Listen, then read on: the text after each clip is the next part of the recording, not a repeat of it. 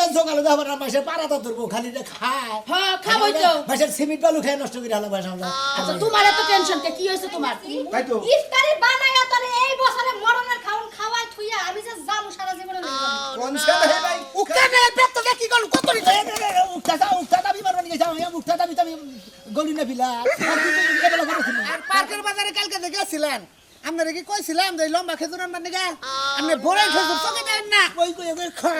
ওই মন্দির প্রতি যাবি এন থেকে হ্যাঁ হ্যাঁ আঙ্গা পরে হুমুন্দির নিয়ে দেই আমি হুমুন্দির বলে আমি নিজে হালা তুই হালার বলা এত আমরা আঙ্গা পরে হুমুন্দির করতে এই বেকারা তোমার হালায় বলা